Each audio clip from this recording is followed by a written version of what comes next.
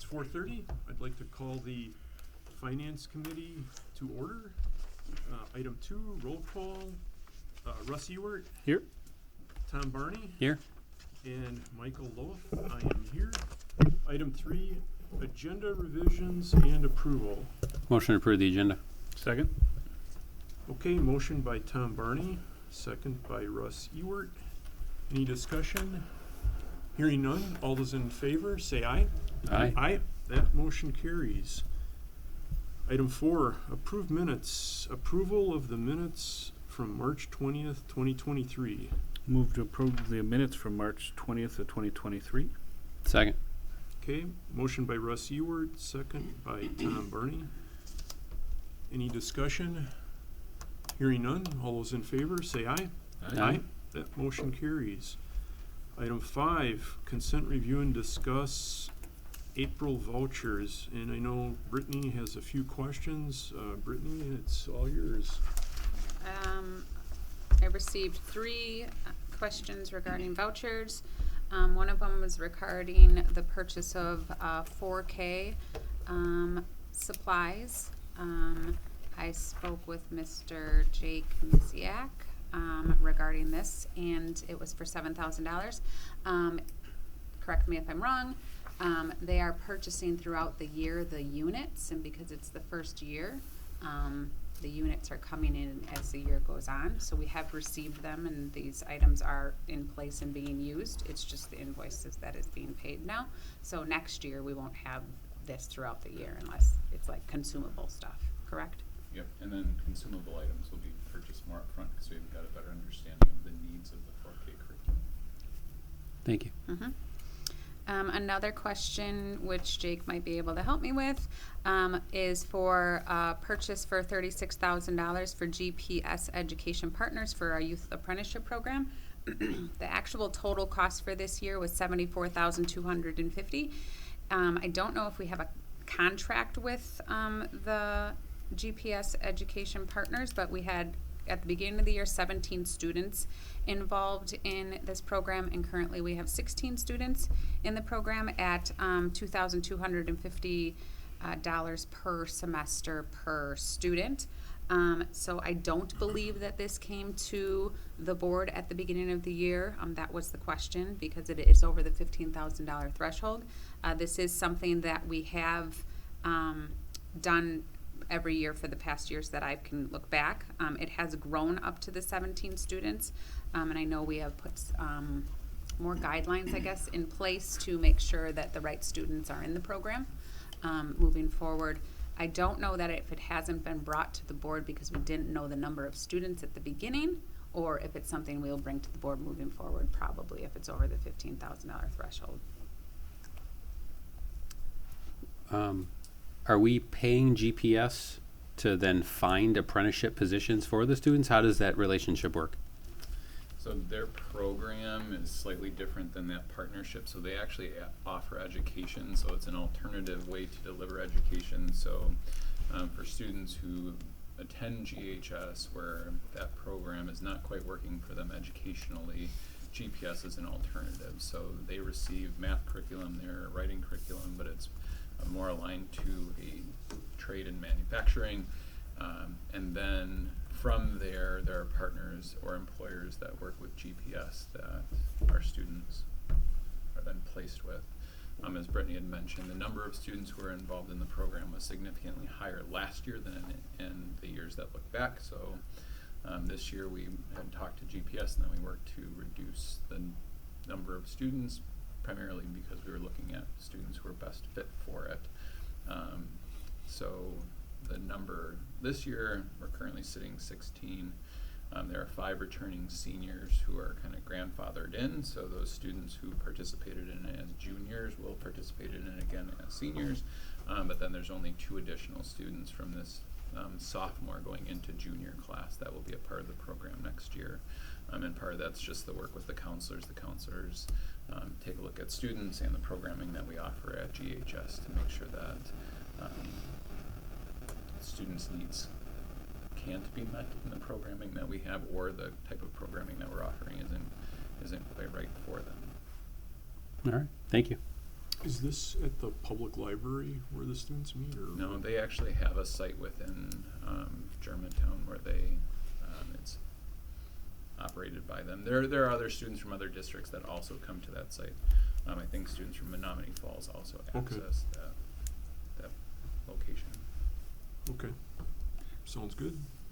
And then the last question that I received was regarding 2 invoices for Arnold's Environmental Services for Porta-Johns for the Kennedy Middle School and the Germantown High School. We do have Porta-John rentals at our soccer fields and our softball fields because people are not walking into our building. It's far away to walk if they have to use the restroom. So we do that annually. So that was the response to that question. Okay,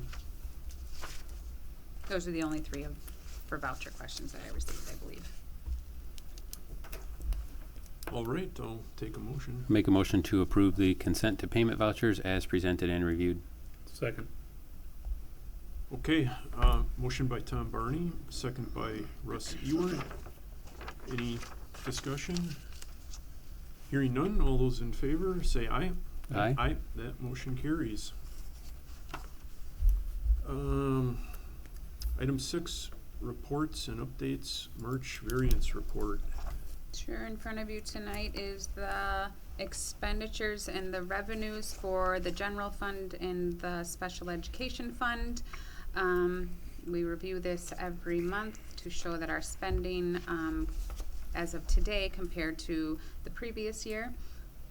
In my notes or the summary that I provided the committee, I spoke about health insurance. We did, as you know, move to self-funded health insurance in January of 2023. With moving to self-funded health insurance, you have a delay in claims or a delay in billing because previously when you're fully funded, we just received the same bill every single month. Now it's based on claims, so they have to wait until they go to the doctor, through their billing department, and then process to get to us. So there is about a 3-month delay. So when we're paying bills for January, February, and March, we were actually paying what's called a run-out from our old insurance company. So we weren't paying bills for UMR, basically, or they were small ones that came through. So you can see a decrease in expenditures in the employee benefits. I do believe that come April that they're going to be obviously higher than they have in these past couple months because if you look, and there's an insurance report that Mike and I received today, they're in the $50,000 range, and you can see in January and then in February they were about $60,000, and then in March they were about $162,000. So you can see that they're coming through and we'll be paying more bills now. And then at the end of the year, we'll have to do what's called an IBNR, which is an incurred not reported, which means we will project what our claims are going to be because our year ends. But obviously, there's people that went to the doctor that we have not received bills for, and that will be a journal entry that's done at the end of the year that we can go through at that time. So that's one area that we're looking at in consideration for probably or possibly going over budget. We did have a meeting in October with USI stating that what they projected was going to be about 1.83%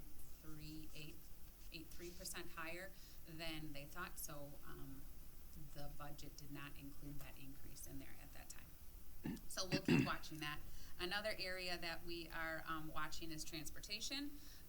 We have had some specialized transportation needs that were higher than the budget. So we've had some 4K students that are not on the regular 4K bus. They have their own transportation for their own needs.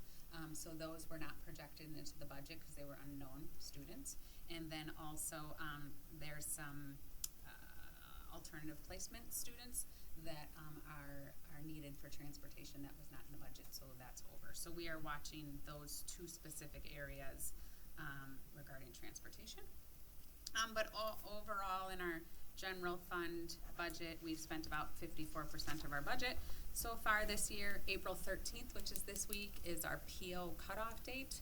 That means that no more purchase orders can be put in unless it's for something such as food, for food classes, science equipment, like if they need it's not live, is it? Consumable materials. Thank you.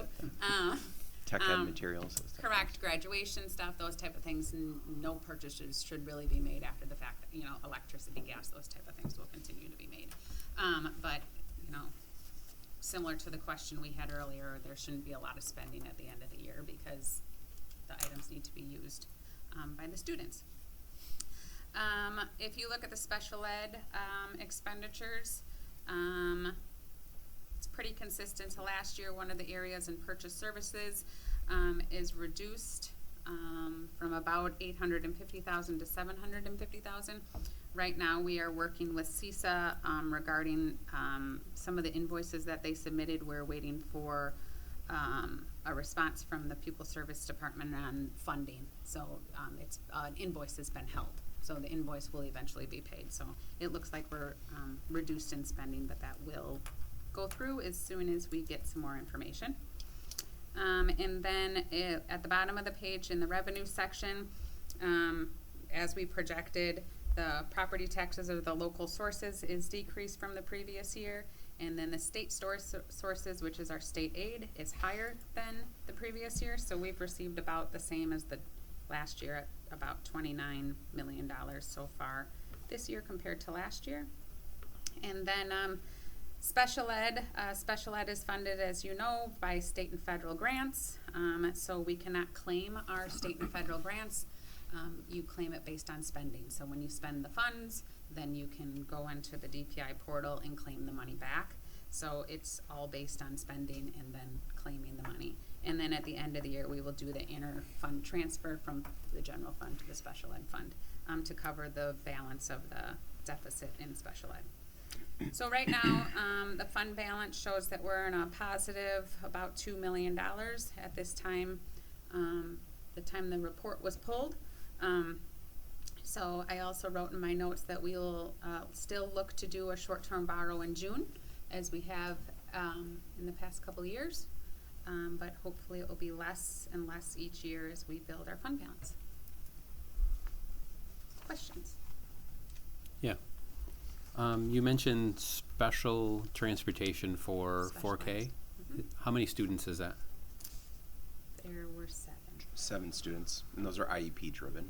Okay. And do you expect that they'll continue to need special transportation next year? We're working with our principals as LEAs in those situations to look at progress and see if there is the need for continued service and set some goals around that work. Okay. Because I wonder if maybe a parent contract for transportation might end up cheaper than us paying way for special transportation. Just something to consider.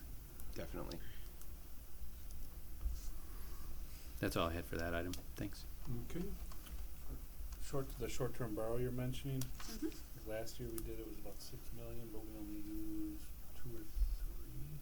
So there's 2 short-term borrows that we currently need throughout the year. One is in June, and then the other one is in, I believe, of the September, October-ish range. I believe you're speaking about that one. And so we do a cost analysis that basically says these are the areas that we're going to spend in the next couple of months for our gap. And then this is the revenue we're receiving. It was a lot easier when so we've received ESSER dollars, we've received Kids Get Ahead grants, we've received some funding from the state that wasn't necessarily planned in our projection. So the goal would be to have a smaller amount and ask for a smaller approval because you are paying interest on what's not being pulled as well as what's being pulled or withdrawn. Okay. So we should be able to expect that to be much more smaller than the fall. Correct. Okay. Okay, that's it for the variance report, item 6A. We are on to item 7, unfinished business, and that's item A, other post-employment benefits, OPEB. Mike Nowak. All right. Just as review, I believe it was our last finance committee, we talked in very simple terms about OPEB, other post-employment benefits. As review, that's really Those are the benefits that exist outside of the pension system that our teachers and employees are involved in. For us, with teachers and administrators, that comes in the form of health insurance over a period of years up to the point of Medicare. The discussion just really started on kind of the history of the benefit and what districts are doing with this benefit. We didn't go much deeper than that, but as a follow-up to that meeting, there were some questions about what other districts are doing. We decided to provide 3 examples of what districts in the area are doing. The districts that I included were Mequon-Thiensville, Menominee Falls, and Sussex-Hamilton. We'll speak a little bit to what those plans are. They're different in their approach, but at the same time, they all do this. They move away from using health insurance as the central component of the benefit. And the reason for that is when you have health insurance, we know health insurance costs historically have risen dramatically over the years and will continue to do that. There's a lot of uncertainty as to where things will go in that regard. So there's a strong push by districts that provide benefits like this to offer defined benefits in the form of, in some cases, tax sheltered annuities, health retirement accounts, those kinds of things. Those are vehicles or means that give tax advantages in terms of what they can offer, and at the same time, don't get us in that boat of healthcare being, something that negatively impacts us. The question of why we're even looking at this is central. So there's 2 things.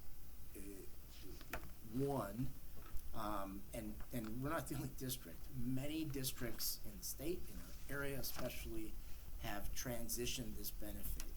We haven't yet. But the reason they do is really about being financially responsible. And I say that not as a simple, if we cut it, we save money, because that's not necessarily the case. Some of this hinges on how long our teachers are here and what the financial impact of that is, what the implications are. We'll hear, Brittany probably will speak to liability. We hear that with their actuarial studies in this area, which means what does it take to fund this benefit? Same time, the other side of that coin is there's a funding of employees that if they don't retire and they stay with us for significantly long periods of time, there's a financial implication to that too. So we want you to keep that in mind. This is, again, sort of the very, very starting points of a bigger discussion. But the 3 plans that we shared, I'd like to just give some general overview. The first one that you saw was the Hamilton School District. Hamilton is unique in that they made moves a long ways back. I think it was honestly right at the time of Act 10 or even just prior to it. Their transition was to move to an HRA contribution. Dollar amounts are listed there. Unique thing with them is they only, and I didn't know this until I dug into it a little deeper, they only provide that benefit for the people who are actively on health insurance in terms of active employees, which I thought was fascinating. The other part to this is the idea that the plan was pre-funded. So when they made the decision to move, they had to look at all of their employees. They used the language or the idea of what would 6 to 7 years of insurance cost and how could we fund that. So it meant taking an employee that was there maybe say 20 years and putting them, their HRA plan in a place where it could be supported in that regard. Then building in, as you see in the description, dollar amounts that are given on an annual basis to go into the HRA. HRAs in some districts are entirely property of the district until the person retires. The benefit of that is if someone is with us for a significant amount of time but makes the decision to leave, districts then keep the HRA money. Sussex Hamilton doesn't do it that way. They have a 5-year vesting period, which I don't know this, but I would guess it's maybe consistent with private industry and maybe some of the things that they do relative to the vesting process. So that's theirs. There's a strong tax advantage to the HRA. HRAs provide employees with money that can be used towards health insurance premiums in retirement. The tax advantage is that money isn't taxed as it goes in and it isn't taxed as it goes out. So that's kind of what Hamilton does. Menominee Falls, on the other hand, that's this chart. They do provide this benefit for a number of employee groups. We're just looking at administrators and teachers right now. As you can see, they have age requirements of 57 and 20 years of service for both of those groups. They have monthly benefits. So this is a plan that isn't pre-funded. Much like ours isn't pre-funded. It's sort of pay as you go. I'll let Brittany speak to that more. But what they do then is that when the person retires, they're given up to, in this case, in the case of teachers and administrators, 60 months of that benefit at the prescribed amount, with a max benefit of $90,000 for teachers and $90,000 for administrators and $75,000 for teachers. This is a tax sheltered annuity, which does have a tax advantage of growing tax-free, but when it comes out really as money, true money, and it's taxed as income. So if you're going to use it solely for health insurance, or if that's kind of the idea, this doesn't necessarily provide a true advantage. But that said, many employees, or some employees, don't need health insurance through this means, and it gives them a financial benefit there. Moving on, the other plan that I provided is a little bit of both and is consistent with what we see with many districts. And that is, it's a plan that grandfathers groups of employees or employees based on when they're going to retire.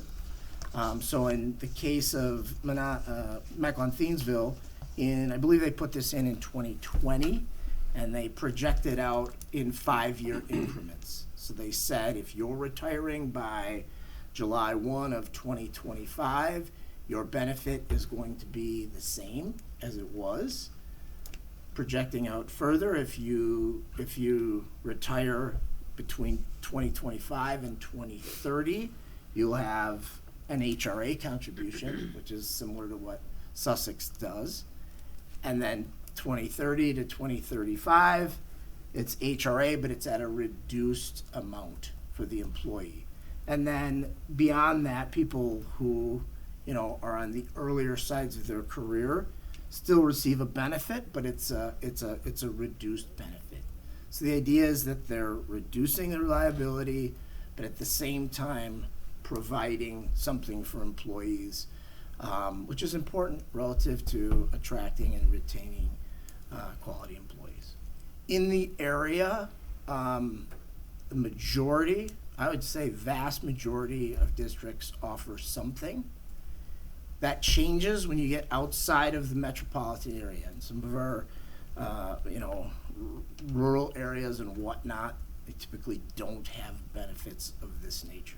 So there's some disparity that way, but in the area, I can point to a few districts that have done away with this benefit. But in some cases, they've shifted it to salary and things like that. So The Mequon Thiensville model Yep. would help us step down that unobligated, I'm sorry, the Unfunded. unfunded Liability. Liability, yes. in a stepped model, Correct. whittling away at it. The Menominee Falls version, how would that play into that? Well, you know, I don't think you're talking about specific dollar amounts at No, this I'm point. just cause and effect. Just sort of process. Cause and effect. I believe the way they do it is pay as you go. I'll let Brittany speak to that a little more if that's okay, Brittany, that difference between the two.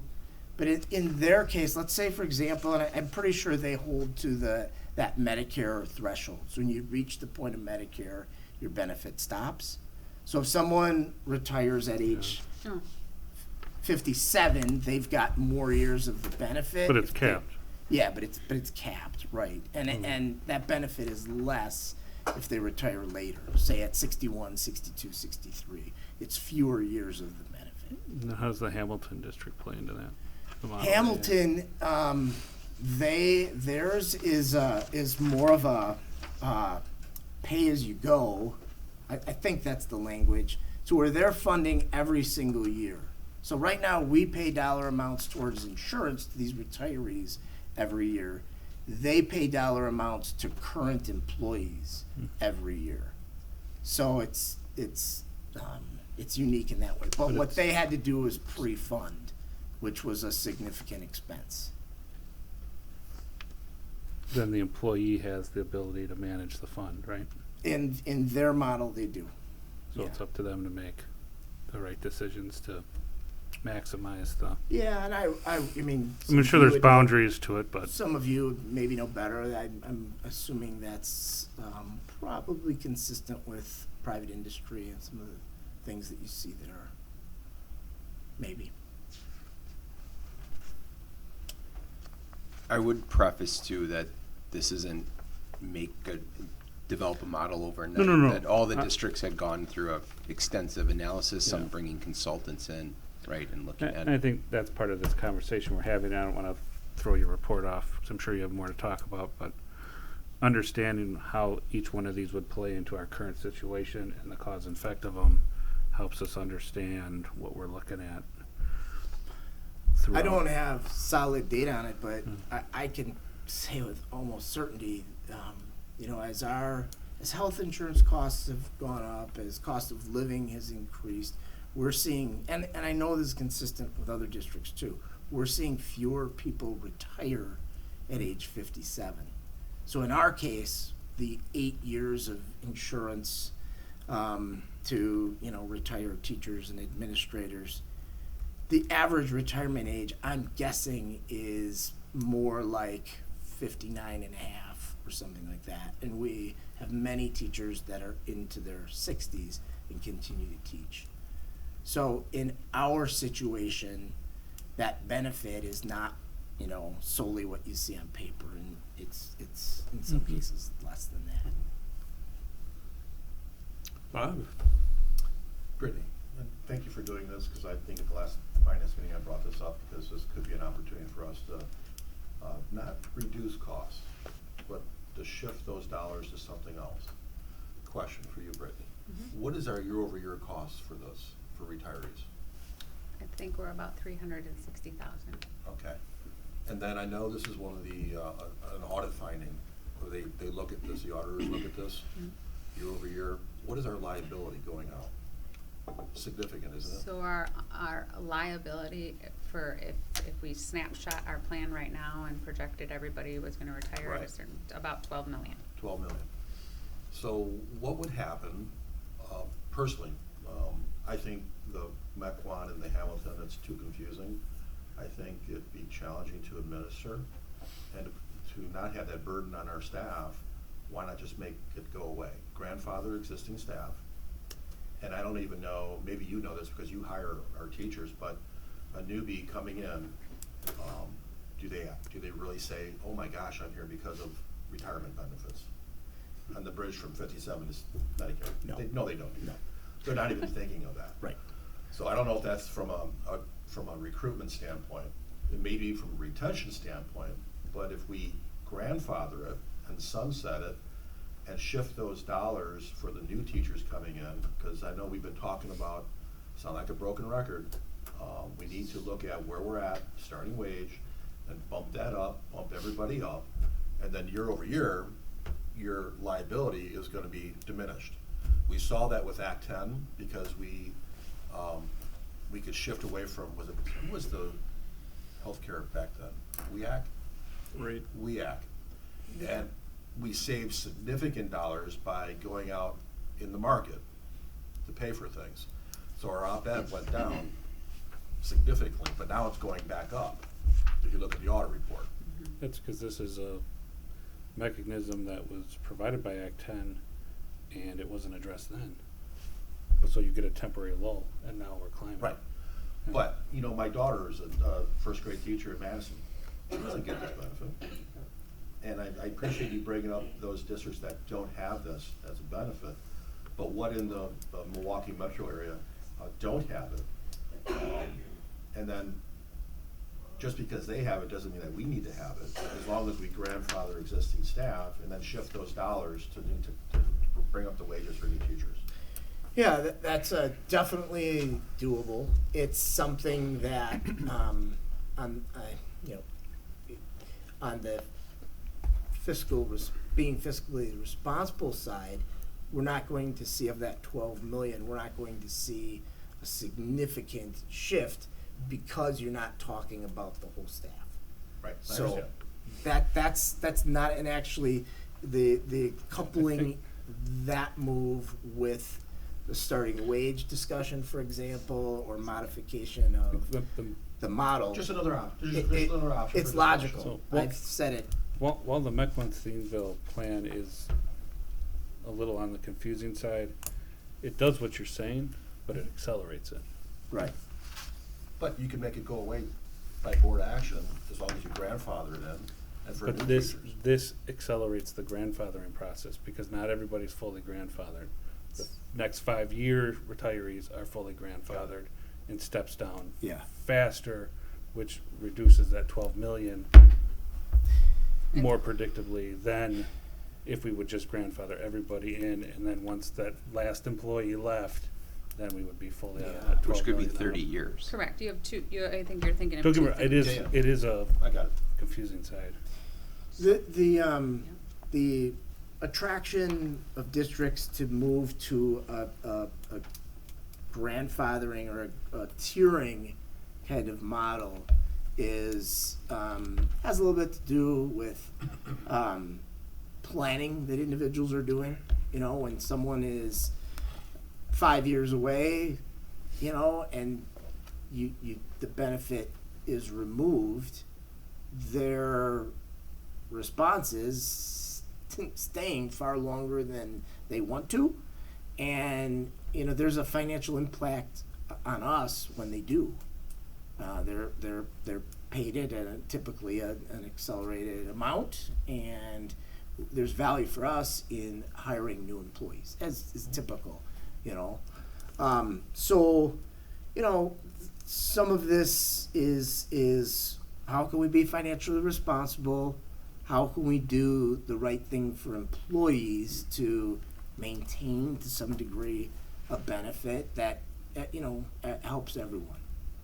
That's ultimately the goal, if you will. So, to answer your question, Bob, the move that you talked about is very doable.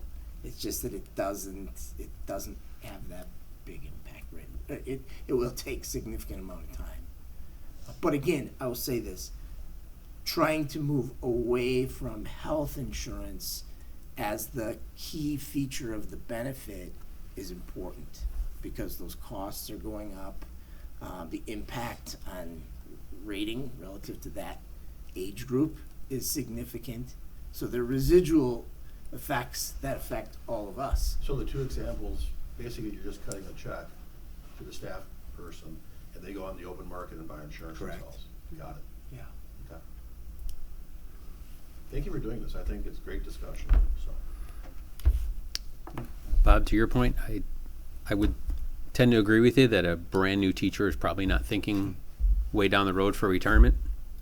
If we went to a plan like that and grandfathered everyone that is here today and then remove that benefit, we'd have to put some plan in place if we wanted to go out on the market and get a veteran teacher.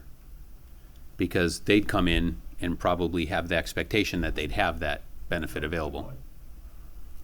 You know, because not every new hire is a brand new teacher. And Then maybe the Hamilton, the Mequon-Thiessen model would work best. Yeah, Mequon Thiensville? I Or whatever also, it is. Yeah, Mequon, the unique thing of the Mequon Thiensville is that you're exactly right, Tom. There are more hires like that now than ever, because it's a unique time relative to the market of teachers. Now you're simply talking about years as the key feature. So, you know, hiring next year, for example, hiring someone, well, anywhere they're at, there's typically a number of years that they have to be here. You know, ours is 15. So if you're too bad. 42 I'm not years gonna get it old anyway. and you make a transition, you can recover from it, you know, as is right now. You can position yourself to receive the benefit. Making a move at, you know, later than that, you and most teachers know when they do this, you know, they don't benefit the same way. So they're all things that come into play. Russ? I just want to get clarified in my head. The Menominee Falls plan and the Hamilton plan, both on the back end, would come out as income forced claimable income for the employee in regards to their retirement as they draw on it. I'm not exactly sure what you're asking, but So as they use the funds yep, on the back end post retirement, that right? like in the Or case of a retirement. tax sheltered annuity, Yeah. yes, that's income, It's taxable um, income. right? But it doesn't impact pension, for example. No, I understand it Yeah. doesn't impact pension, but their pension also impacts their taxable income. And the goal for the employee at that point is Right. to drive that number down as low as possible to reap other benefits in the tax end. The HRA benefit, we would need to talk to experts about this, but I'm pretty confident there isn't the income. You're not paying income The Hamilton tax. one wouldn't be. So Right. the Menominee Falls one is what's gonna get them taxed. Right. Okay. Right. The benefit of that is someone who doesn't need the insurance, who likes the flexibility of being able to have it. As Use it for what? there are other districts that do that way as well. I know Greenfield does too.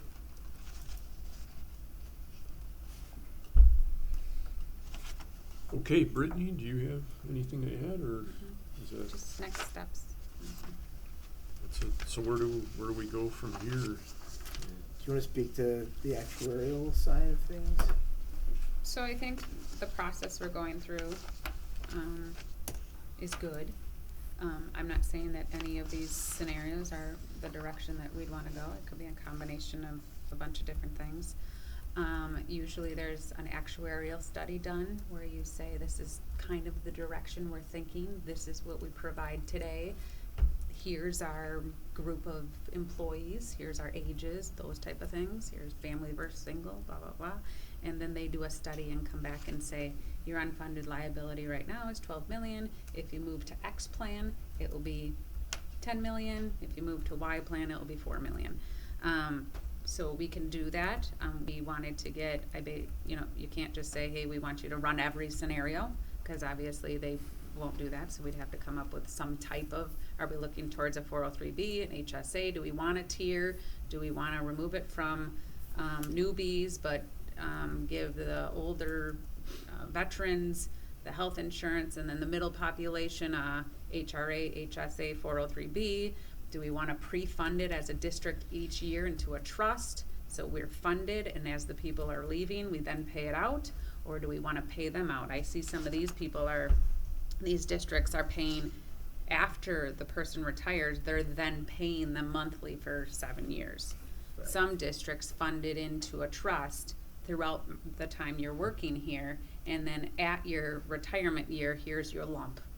80,000 to 90,000, whatever the number is that people. So there's multiple ways you can do it. And then if you pre-fund it, at the time of people's retirement, it's not the budget going up and down like this. 10 people could retire 1 year and you'd have to start paying the 15,000. 2 people could retire. That's not really, you're not projecting it. So it's probably more financially responsible if you pay for it each year into the trust, and when you have a trust, you can't spend it on anything else.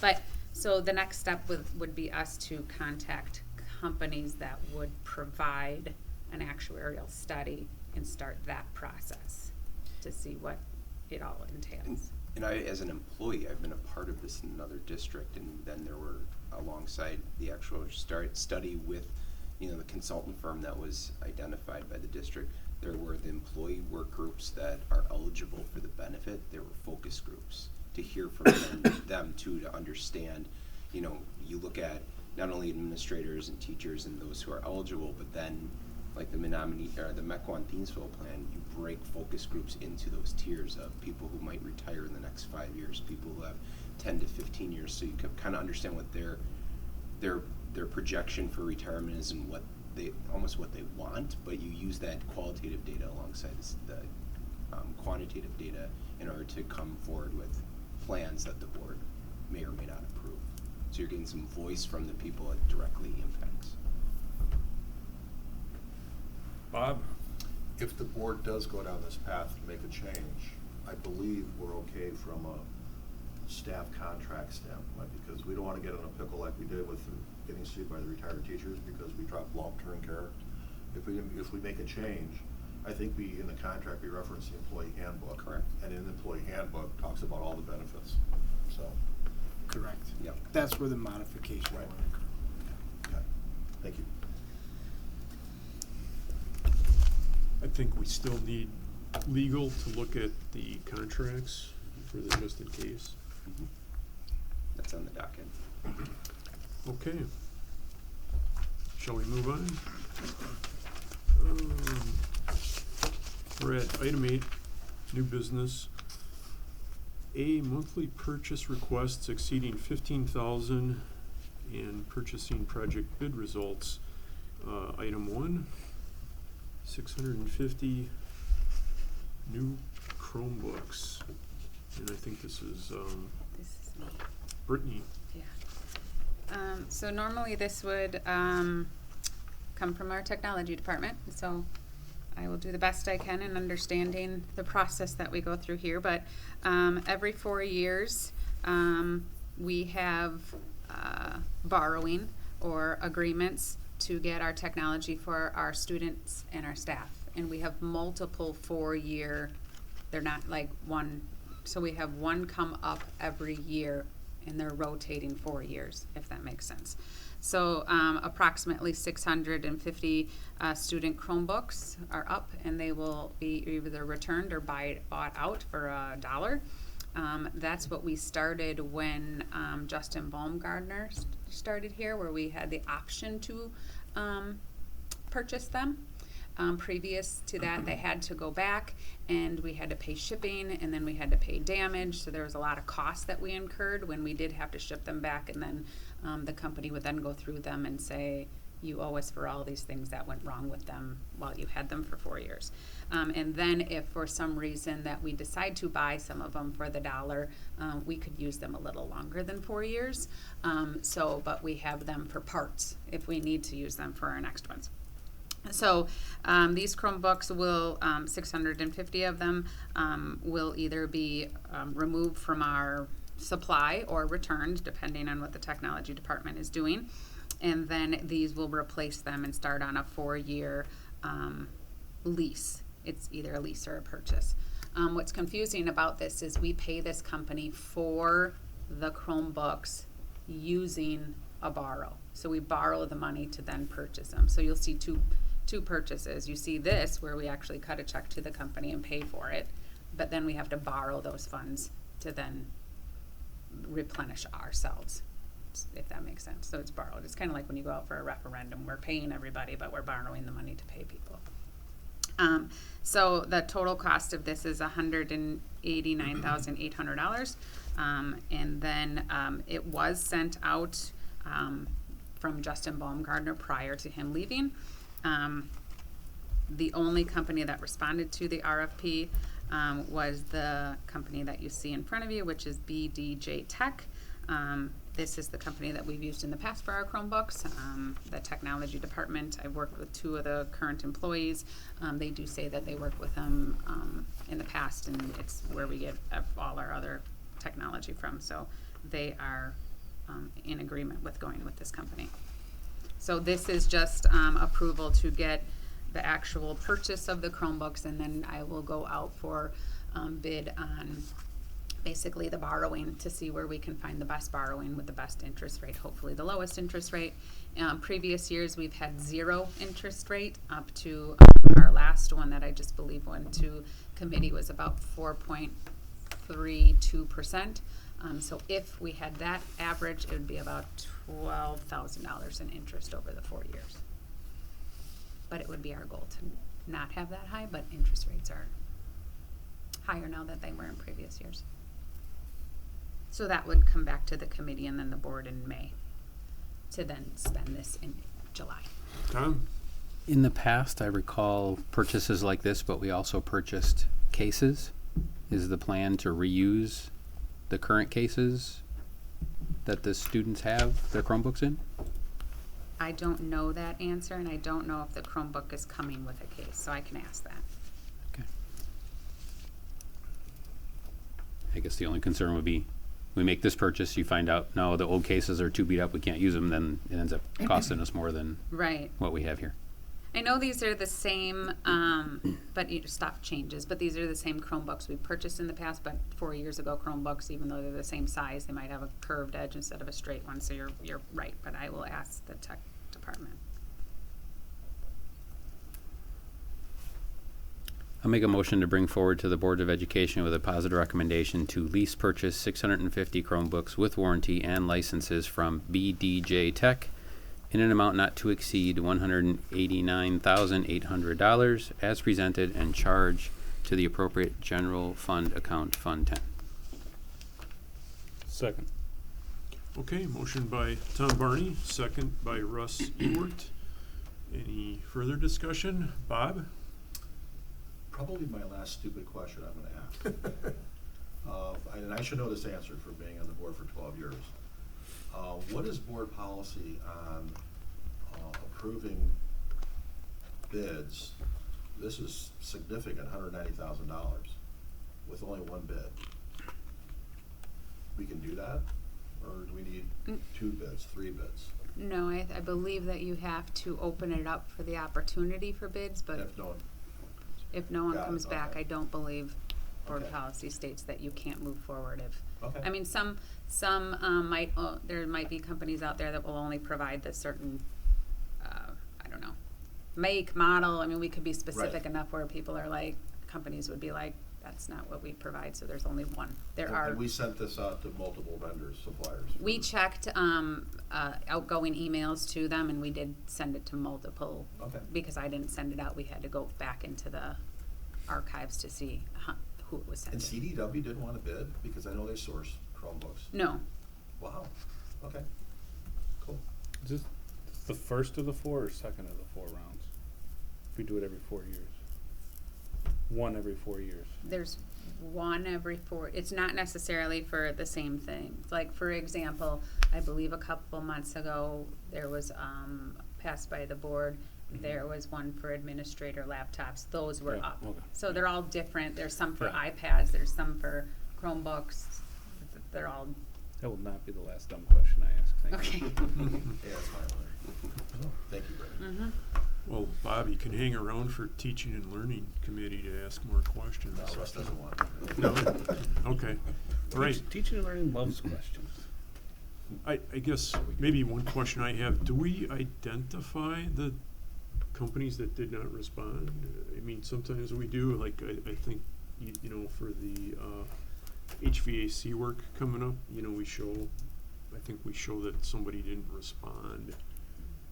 You know, there was no So quote. you want a list of, so when I prepared this, I did not know who we Yeah. sent it to, and then when we went back into email archive. But I know it's the only response we received. Right. So I know sometimes we have more than $1 amount, so my question or our question was, it looked like there weren't multiple RFPs sent out for this. You know, you're saying that there were, Correct. but it doesn't look like it. When you look in the agenda, it looks like, well, we got one RFP and we're taking it. So. Correct, so I could have listed in the Listed paragraph yeah. saying we sent it out to 5 companies, the 5 companies were XYZ, we received 1 response for, Right. Okay. I believe they normally are listed, you know, they'd all be listed, and then it's blank for the price because they didn't give us a quote. okay. You know, from an optics standpoint, I like Yeah. what Mike's saying, Mhm. because you know, from transparency, they're gonna say, well, the board's making a $190,000 decision Correct. based on one proposal received, Mhm. so. So, yeah, it's not to embarrass companies that didn't give us a quote. It just shows that we went out for multiple quotes. We're doing the right thing, but we can't force a company to give us a price. You know, they might not be interested. You know, there's all kinds of reasons why they chose not to quote, right? I can bring, if you want, the list of the vendors that we sent it to the board meeting. What do you think? Are you Yeah, interested or? I would Let like to just see, I'd like to see it at the full board, obviously if this goes there, for exactly what Mike's saying. Okay. It just shows the transparent side of what we did as a district, what the response were that we got. As it sits now, if anyone were to go back, they would just say exactly what Bob said, which is, oh, great, they took one bid and paid for it. And I think that's, I guess, my error, because there was a transition Yeah, I didn't send it I out, so get, that's my I fault. totally understand how this came about, but we can get it a Do we little have a- clearer by the full board, right? Do we have a opening for a Justin replacement right now, or no? We Yeah, have- he'll be starting at the end of this month. Okay, April 24th. okay, So good. Brittany's acting IT. Right, so we She we loves it. understand, we definitely understand, Brittany's wearing the IT hat right now. Okay, Yeah. very good. I know as minimal as I need to know about it. All right, very good. Any further discussion? Hearing none, all those in favor, say aye. Aye. That motion carries. All right, E-rate, item 2, E-rate wireless equipment and licensing, Brittany Altendorf. Sure.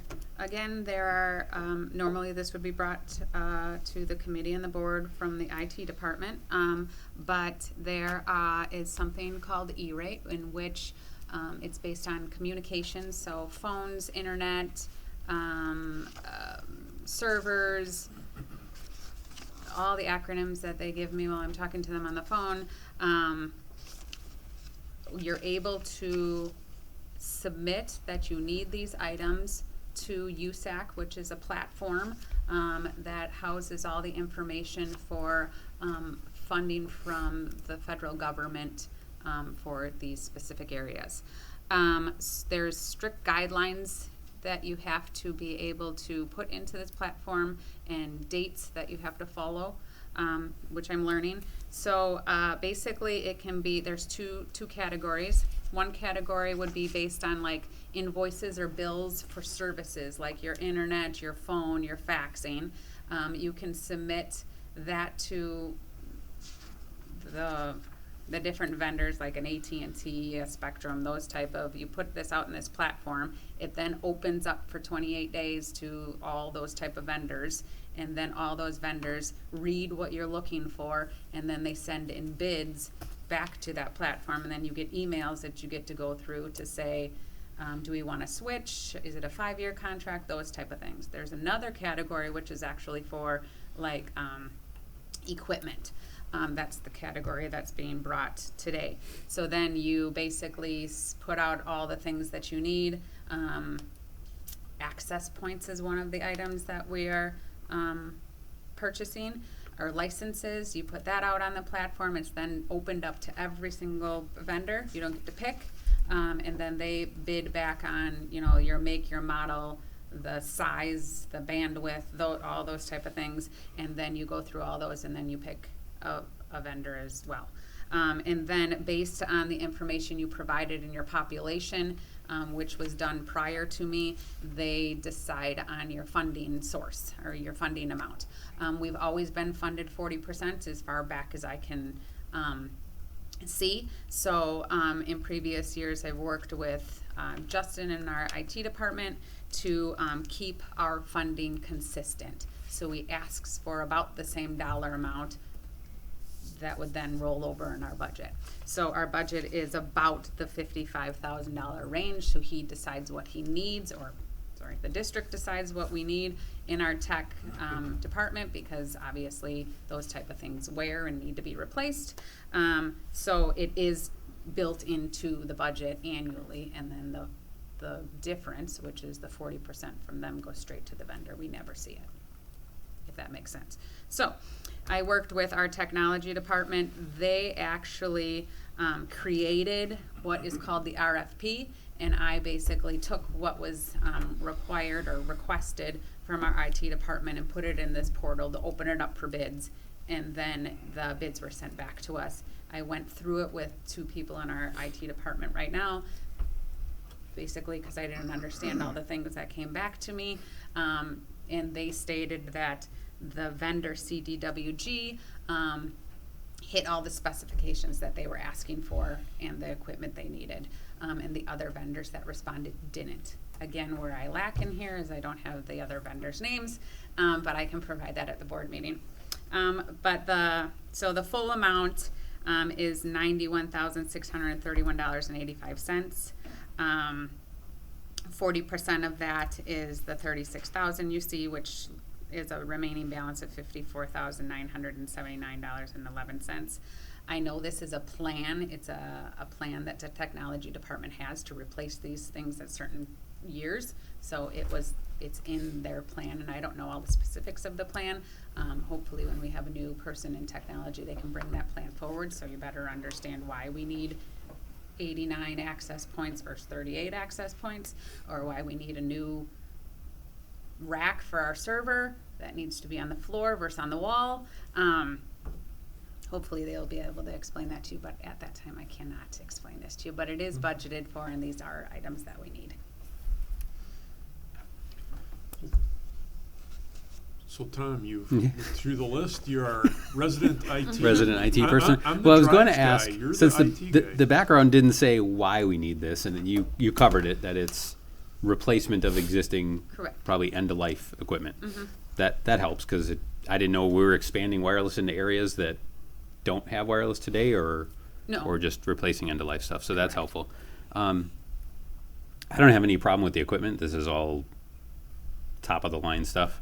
I guess the only other question, do all of the vendors that we ask to bid know that we get 40% back from the E-rate program, in which case they would just raise their rates 40%?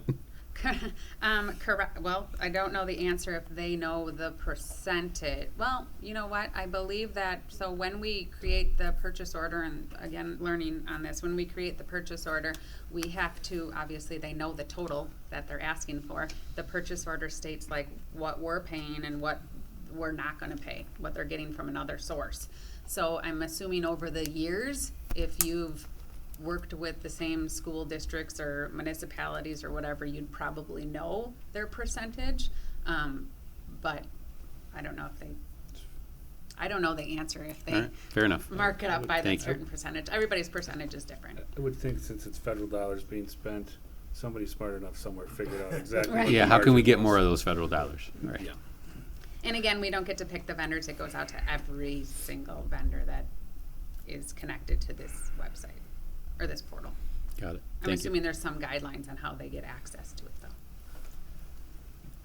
though. All right, thank you. So for me, I think it's each year it's better speed and better security. Is that a true statement? Do you think, Tom?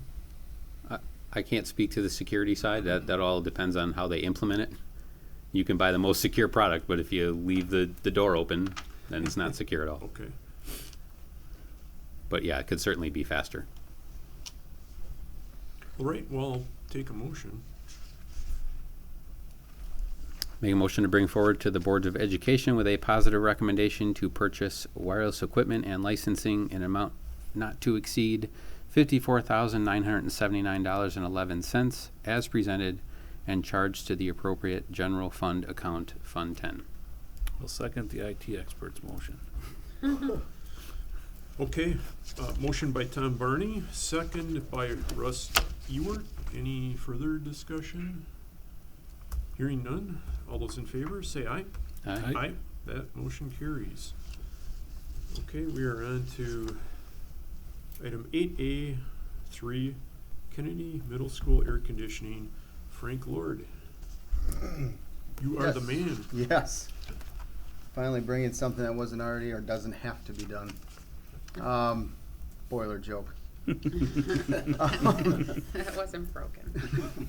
So after the December Finance Committee, when we decided the ESSER funding was going to be focused towards air conditioning for Kennedy Middle School, or what was remaining of unconditioned parts of the building, which is that map attached. I had reached out to several contractors to get a design to install proposal, at least giving us something that they feel is the most efficient, effective means of getting AC within the remaining part of the building. Just a real short, this route I went this route to stay outside of the apples to apples, to give the benefit of different engineers and HVAC contractors to think outside the box and approach us with a potential more efficient way, rather than me saying, we want these, this is how we want to do it, you got to submit a number for it. So it keeps it competitive, and it benefits us, I feel, and have had very good success with it in the long run. So just a real short off of that. I know we had talked about potentially replacing the existing chiller and finding another means for that, or even a resale, but several things were brought into the equation, and all parties, or all contractors I should say, ended up recommending to stray away from that. There's, again, in short, minimal resale. Once we would need to relocate, if we were to attempt to maybe bring, I think I mentioned bring it to County Line or somewhere with a smaller space that could cover.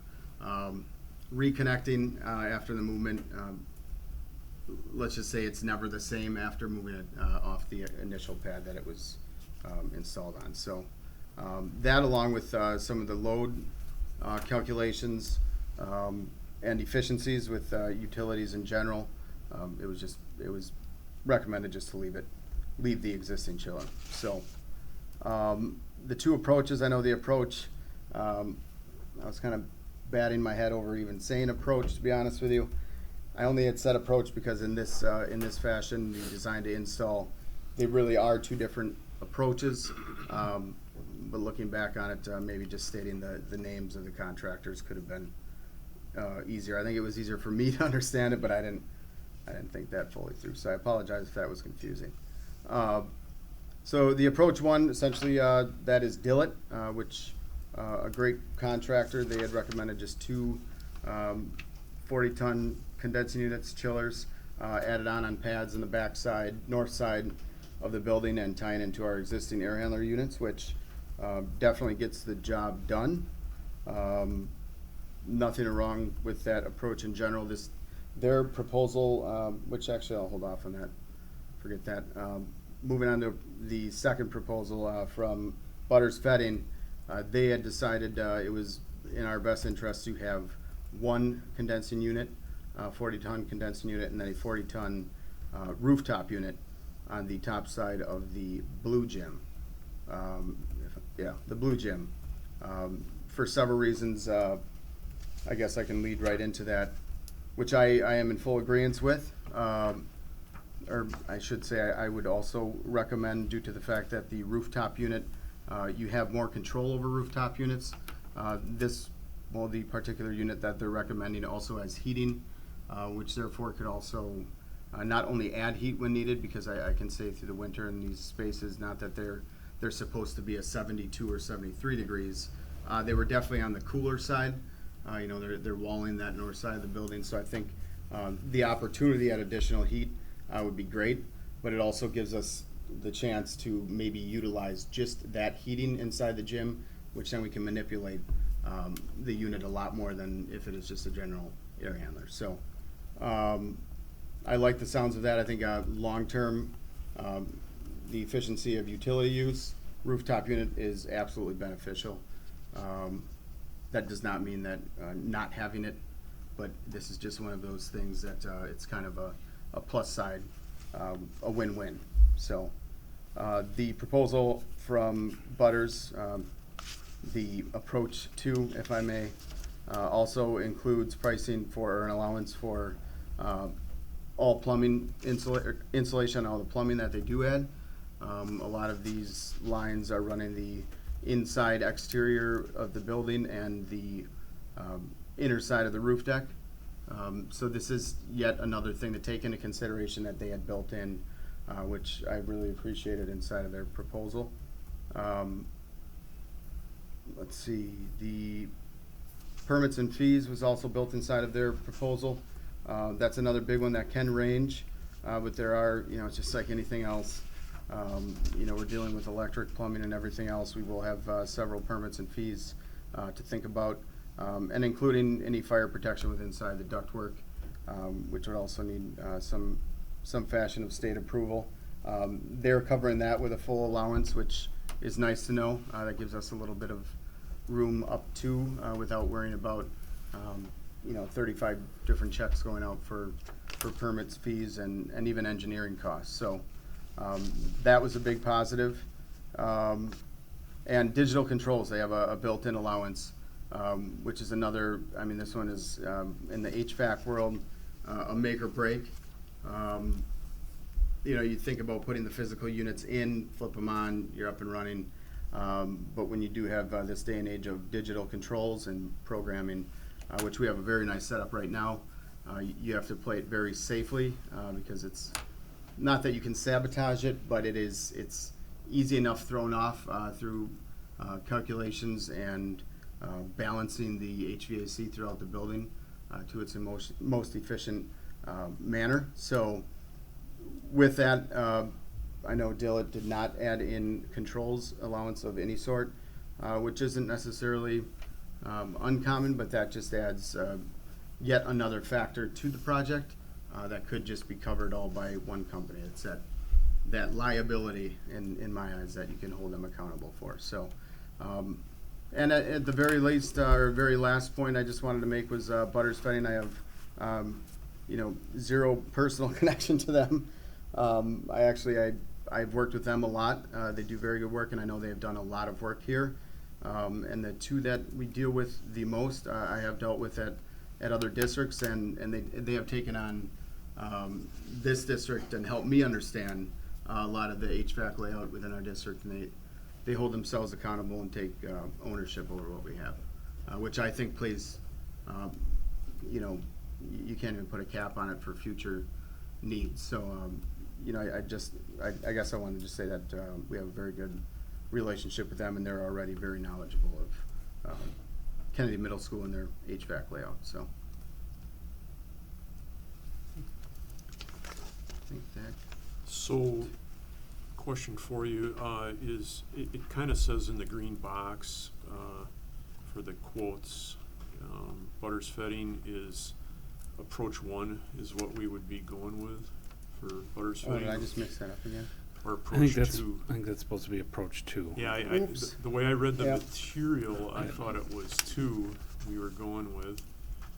So I would have missed that twice because I thought I did that, and I looked back at it. I'm like, no, I did not. So it's approach 2. It is. We'd be okay. Yeah, that would be approach 2. I apologize for that. Yeah. All Did- right.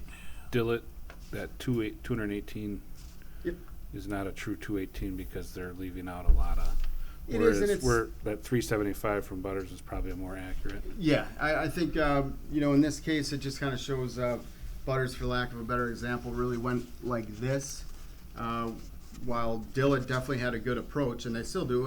Dillett does very good work, but they just kind of focused on this is us, this is what we can do. This is. Yeah. I will say Butters does have a very good relationship with Trane, which in the HVAC world is massive because they're darn near a sole proprietor when it comes to larger facilities outside of Johnson Controls. So they do have a lot of good what do I want to say, benefits inside of their company alone to help us get help in need. So And that's the company we currently use with our HVACs. all of our preventative Thank stuff. you. Yep. So having that relationship is important because that's the Definitely. company we currently use and we cannot go away from Train. Definitely. Because that's the system that we're using, correct? Yes. Yep. And then also, Butters is a not to exceed. So it may not be as high as they're projecting. That's just kind of like what they're Yep. Yes. suggesting it to be. Thank you. And Yes. I'm going to guess the other company is more like this is what we're Yep. coming in at. Yeah, this is their cap, and they are very good. He was very Rich, who I had dealt with or have been dealing with, was very clear that if we were to come under our allowance for the insulation or for the digital controls, that will immediately be gone off of our bill. It's not necessarily this is what you're going to pay us and we'll get it done no matter what, which isn't uncommon, honestly, but they're being very true on you will be billed as is as we move to finalize. So Tom? Can you explain the shaded map that was included in the background? Because it looks like we'd be paying $375,000 to air condition 2 gyms and a couple hallways. yes, and unfortunately, that is almost exactly what it is. That doesn't seem like a good use of $375,000. Yeah. So I mean, the use of the building itself, and I'm just going off of within this last year and the homework that I have done. This is where the locker rooms up there have been a big complaint. I know there's been some mold in years past and ongoing smells, which is not uncommon. Just due to heat and stagnant air. Not stagnant, I shouldn't say, but without having a cool conditioned space. The remainder of it, the hallways were added in as well because technically you don't air condition hallways specifically. You create negative air in order to pull them in the air conditioning outside of, let's say, the large spaces as the gyms, and utilize their units in order to cool the spaces that connect with the round. But that is due to the space layout in today's day and age. I think it was 20-some thousand square feet. Yep, 20,300. That is the cost to efficiently cool those areas. So do the classrooms that are east of the cafeteria have air conditioning? Yes. Okay, so the shaded area on the east end of the school then is just hallways. That's the only. Those are for just the east hallways. end. That's the only benefit we're adding is hallways. Yep. Those were just calculated into load. So if we were to create a negative, let's say, to the far east of the building, those units that we would add, or the way that we would go about getting cooling into those areas, would have enough and supply enough for us to pull enough to that side of the building. And then therefore, I will say that this also takes the load off of other spaces within the building, using less in utilities as well, which helps efficiency. So I mean, I guess what I'm saying is, without having air conditioning in these areas, looking at it from the opposite way, you're naturally, where the heat is, you're naturally already using and soaking up some of our air conditioning. So we're running higher capacities. I don't have Through direct the other calculations areas. on it, but Through the other areas, we're running higher capacity. yes. Both in Yep. AC and heating times. Yep, it's almost like having the windows So open. we can take the pressure off of that. Yep. Driving down the utility bill. Definitely, thank you. Yep. Both options make the entire middle school air conditioned. Yes. You mentioned a rooftop unit for the blue gym. I think that's the one more to the west Correct. in the Yep. middle school. Is that roof capable of handling the rooftop? So I had our consultants go out, our roofing consultant with his engineer in a very handshake. I was up there, let's look at it. He is almost positive it is enough. Depending on what the cost would be, he had said to get it structurally sound for a 40-ton unit would be minimal if it was anything more. It's actually a pretty sturdy building set and rooftop there. So, Okay. yep, we have some other units of fashions up there, and yeah. That's, All right. Sounds good. Bob. I'm glad that we're gonna be coming full circle on air conditioning the middle school. I think it's great. A couple comments though. On the RFP, were we specific in the RFP for items number 2, 3, and 4? Was that identified in the RFP? So the way that I had approached it with receiving these numbers, I had told them this is a full, entire encompassment for what you can offer us in the most efficient and effective way. With that, I can say I've talked with each and every one of them for full transparency, without any names included on what could potentially be added from each and every other contractor, just to keep it competitive. So you did ask, you did spell out that, include pricing to furnish and provide all required permits and fees. That was identified. Correct, yes. And Dillett did not provide that information? They did not, but with this, as I had said, the design to install, I did not spell out fees, permitting, and everything of that nature, due to the fact, I think at the end of it, again, it comes back to them being competitive on what their all-around encompassment and what they can deliver. Some are almost an automatic when it comes to any fees or engineering costs and permitting. Others then sometimes smaller contractors that can deliver almost under the table a little bit more efficiently or faster for less, in that case will not cover a lot of that permitting. Outside on an open RFP, unless I were to detail it out in the scope of work. So it wasn't identified in the scope of work? It was identified in the scope of work as, I guess, in a general statement, but not specified as fees. That was part of the reason the. why I'm asking this, and likewise for the digital controls, item number 4, that wasn't identified in the RFP, that we want. The need for digital controls, but they did not necessarily have to deliver a number for them, because that would be train. They cannot technically do the controls, but a lot of the majority of them. HVAC so that train could tie into their controls. Yep. Right. And a lot of them work directly with them hand in hand. In this case, Butters has and this is just an example, but Butters has not retired, but he had left Train after how many years as a service programmer.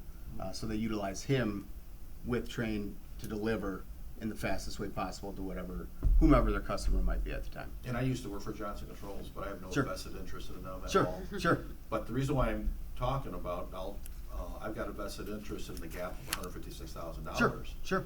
And I don't, again, you guys can do whatever you want to do, but I wouldn't make a decision on this tonight.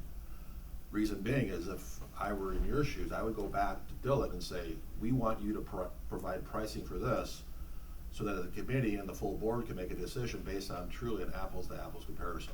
Sure. Because the board could take that $156,000 and fund 3 school security officer positions.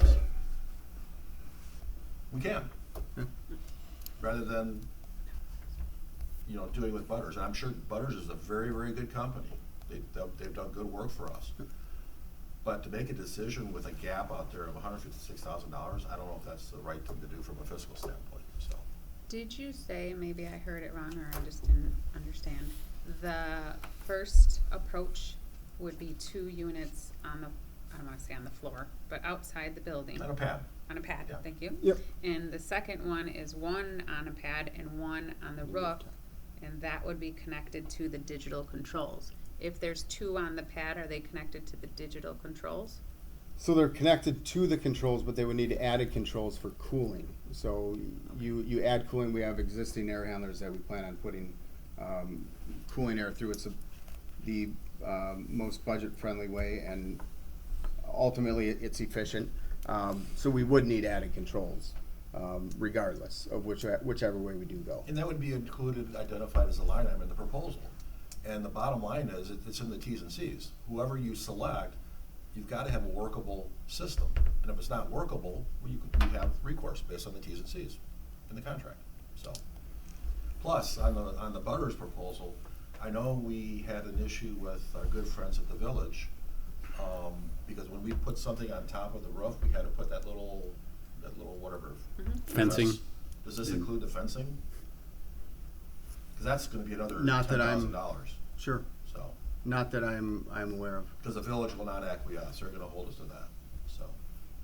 Just a thought. I was not aware of that. Yeah, that was at the high school, I believe. Yeah, That they were we had that scared. problem. And then on a permit standpoint, I don't know in the intergovernmental agreement that we have, if the district is doing work, if it's below a certain threshold, don't they forgive those permits, the cost? I don't think that's I don't in the think so. agreement anymore. It's not in the agreement? Oh, okay.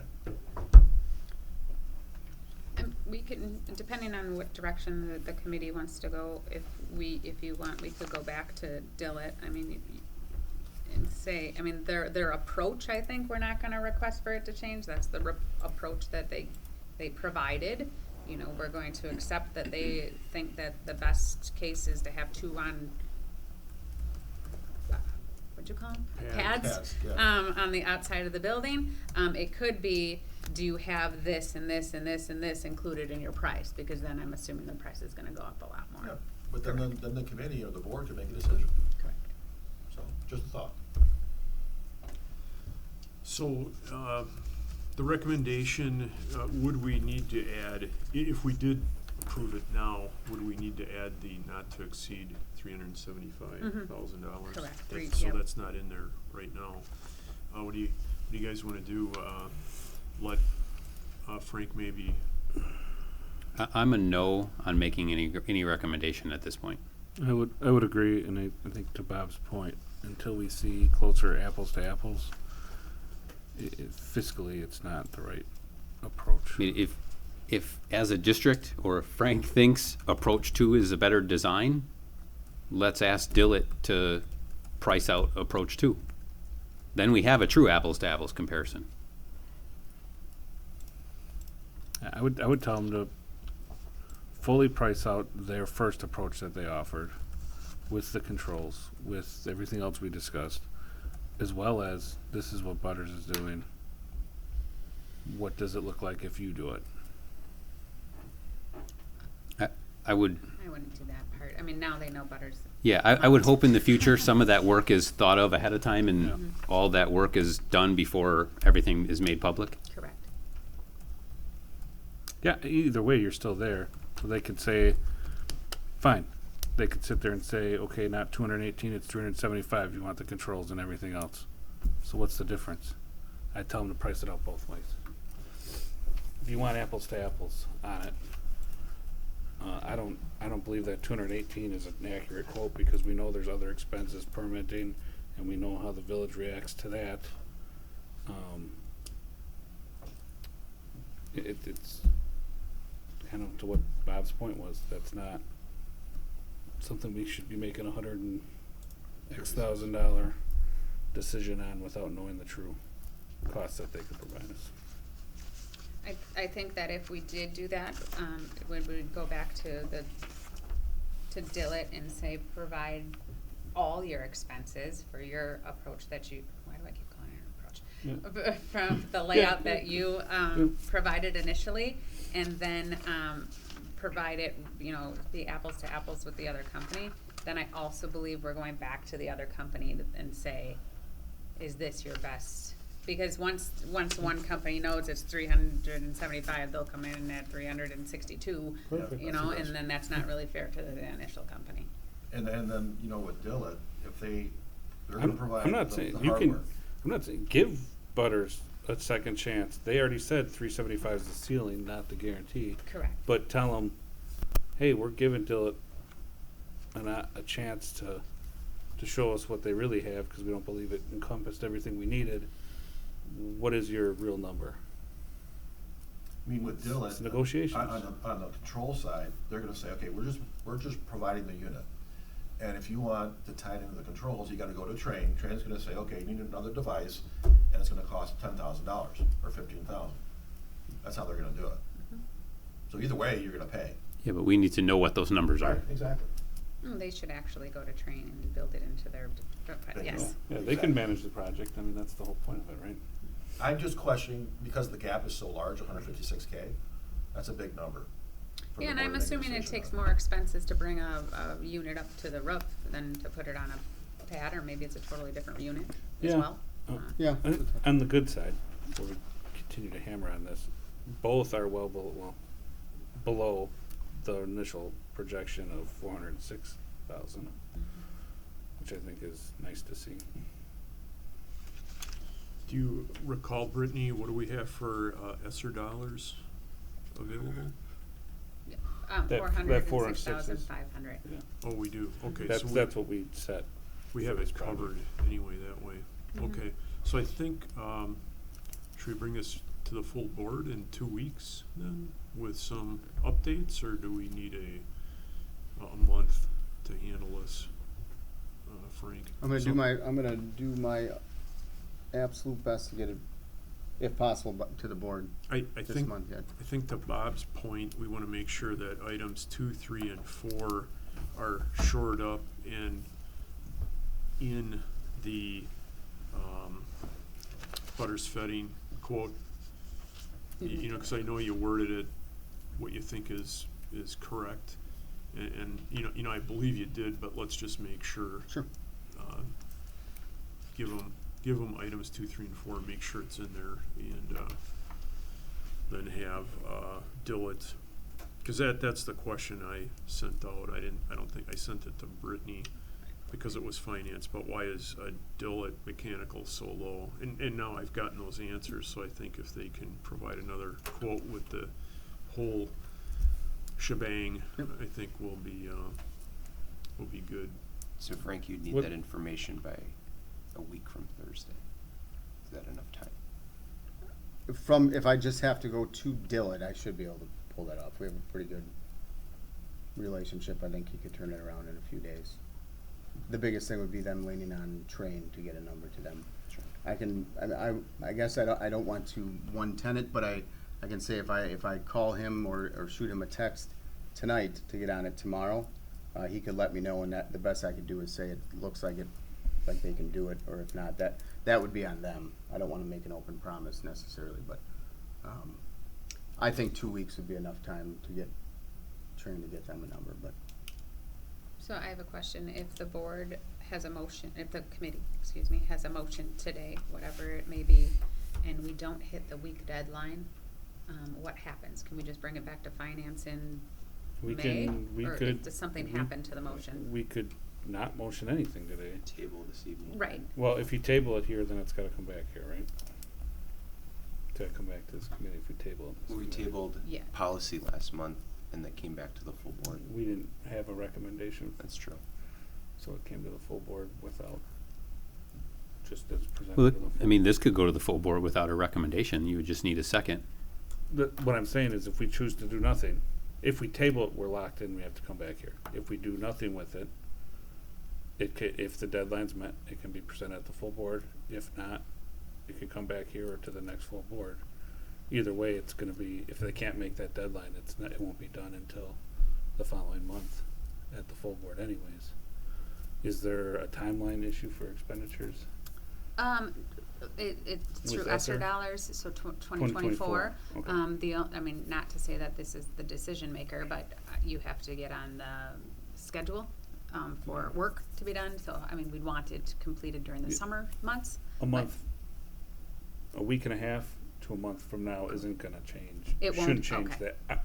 I don't know how We're- in the- advance people are setting their schedules for work. they're still at, as far as last week, 24 weeks for rooftop and air handler units. So that would bring us Wow. right up, I believe, right up Right up to the to the end deadline. of for summer. us. But that didn't change.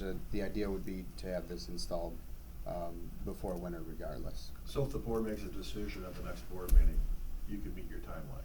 Yes. So What- you go back I to mean, we'd Dillon. still- Dillon's gonna do it. They're gonna do it. They want the potential of making, 200K, 250K. Right. They're not gonna say no to you. Right. No, absolutely not. I know we had Ahern. One of their issues was Train was not getting back to them with controls numbers for anything from last month, I believe it was. So, Cause they're probably sourcing them in APAC. but now I still haven't received anything, so I don't think. Right, that's That's a why we whole had to different- delay it to this month. It was supposed to Yeah. be here last month, but we weren't getting numbers back from, So if the it can't be contractors. made at the end of this month and it gets pushed to the next month, are we still in time? I'm really shooting for this month. I think we should be able to put the heat on. So if the committee doesn't make a decision, if you table it, you can still go to the full board. It would have to come back to committee. We just don't offer a motion. Well, an item doesn't have to go through committee for That's the what I'm board saying. to discuss it. But if you table it, it should come back. Otherwise, you have a tabled item Right, you're 'cause never you're coming tabling it back to to. the committee. So I think we, You do nothing, which gives us the flexibility to present it at the full board. yeah, I think we do nothing and send it to the full board. And if in we 2 can't, weeks. if we can't make that, then it would be the next full.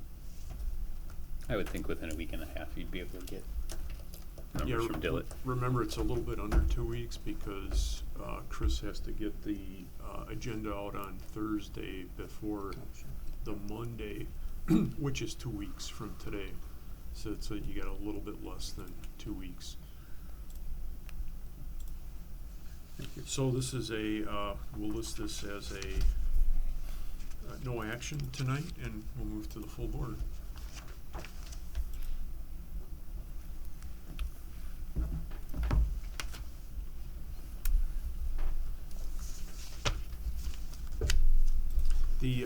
I think, as far as the price is concerned, I know the initial price seemed on the high side. However, I've had, since being questioned on that myself, there's a lot of space here, and it's kind of a few rooms here and a few rooms there. I don't think the price is as bad as the initial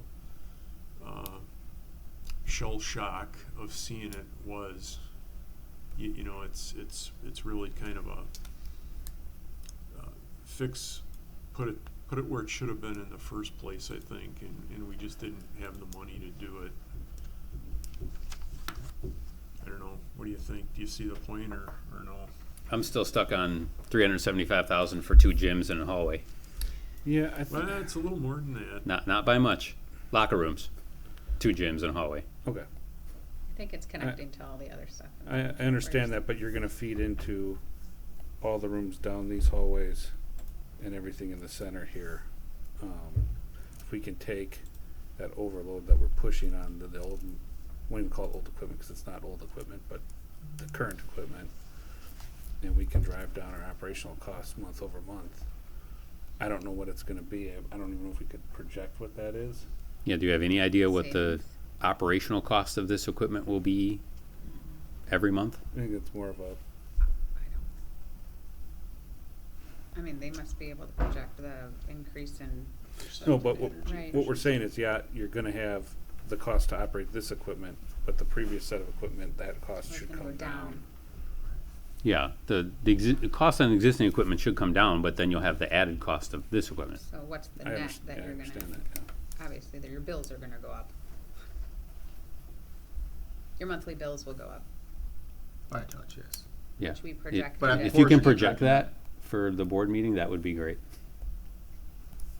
Pretty close. Right, cause you initially projected it based on square foot when we were, initially brought it for ESSER funding. Yep. But I don't know I how. think that was on the chiller replacement, but I could essentially do the same with Specific numbers. 2 40-ton units and utilities, and that would give us a pretty darn close. Okay. Okay, I got a stupid question. You You were only said you were allowed one. So you were there, day one of school, we were at Kennedy, was it Kennedy? Or we saw Right. that in the window wall air conditioning? This is MacArthur. MacArthur. MacArthur. There you go, no stupid question. Sorry. That's right. Okay. Yeah, and the window units really aren't all that great. No, but I was thinking outside the box, and I thought, yeah, shame on me. Yeah, it's all kinds of possible issues there. Okay, one more motion. Make a motion to adjourn. Second. Okay, motion to adjourn by Russ Ewart, second by Tom Barney. Any discussion? Hearing none, all those in favor say aye. Aye. That motion carries. We are adjourned at 6:04.